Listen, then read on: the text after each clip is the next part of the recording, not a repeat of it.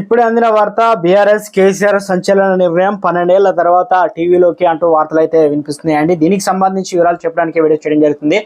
చాలా మంది వీడియోస్ ఉన్నారు కానీ సబ్స్క్రైబ్ చేసుకొని మర్చిపోతున్నారండి. దయచేసి ఛానల్ సబ్స్క్రైబ్ చేసుకొని బెల్ ఐకాన్ ఆల్ ట్యాప్ చేయండి. ఇటువంటి ఇంపార్టెంట్ ఇన్ఫర్మేషన్ మిస్ అవ్వకుండా మీ ఫోన్ నోటిఫికేషన్ రూపంలో వస్తుందండి.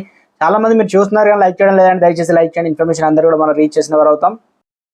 మాజీ సీఎం కేసీఆర్ ఉద్యమ సమయంలో చాలా టీవీ డిబేట్ లో పాల్గొన్నారు. ఆ తర్వాత బీఆర్ఎస్ పార్టీ అధికారంలో వచ్చిన తర్వాత కేవలం ప్రెస్ మీట్లలోనే పాల్గొన్నారు. మీడియా ప్రతినిధులు ఏమైనా అడిగితే మీకు ఏం తెలుసు అన్నట్లు మాట్లాడేవారు. అయితే మొన్న జరిగిన ఎన్నికల అధికారం కోల్పోవడంతో ఇప్పుడు ప్రతిపక్ష నేతగా వ్యవహరిస్తున్నారు.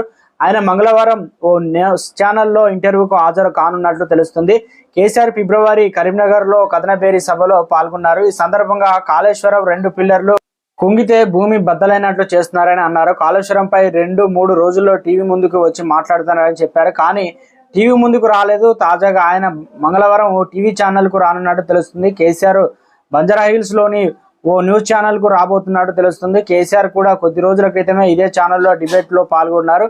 ఆ న్యూస్ ఛానల్లో బీఆర్ఎస్ కు అనుకూలంగా ఉన్నట్టు ఎప్పటి నుంచో ప్రచారం జరుగుతుంది. అందుకే ఆయన TV9 కు వచ్చే అవకాశం ఉన్నట్టు తెలుస్తుంది. అంతేకాకుండా ఆ న్యూస్ ఛానల్ మేనేజింగ్ ఎడిటర్ ఇక ఎక్స్ లో పోస్ట్ చేశారు. రేపు రాజకీయంగా ప్రముఖుడితో ప్రత్యేక ఇంటర్వ్యూల కోసం సిద్ధంగా ఉండండి అంటూ ట్వీట్ చేశారు. మరి ఇక ప్రముఖ రాజకీయ నాయకుడు కేసీఆర్ లేక జగన్ అని నెటిజన్లు కామెంట్ చేస్తున్నారు. ఇక ఈ రోజు సాయంత్రం 7 గంటలకు TV9 లో ఎక్స్క్లూజివ్ గా ఇక ఇంటర్వ్యూ అయితే ఉండబోతుందట. 12 ఏళ్ల తర్వాత సంచలన నిర్ణయం అయితే తీసుకొని మరి మొత్తానికి అయితే టీవీ ముందుకు ఇంటర్వ్యూలు అయితే ఇచ్చే ప్రయత్నం చేస్తున్నారు. మరి ఏ రకంగా ముందుకెళ్తారు, ఎలాంటి క్వశ్చన్లు సంధిస్తారు, ప్రశ్నలకు ఎలా సమాధానాలు రాబట్టబోతున్నారు, ప్రజలకు ఏం చెప్పబోతున్నారు అనేది రాష్ట్రంలో ఒకసారిగా హాట్ టాపిక్ గా మారిందంటున్నారు రాజకీయ నిపుణులు కూడా.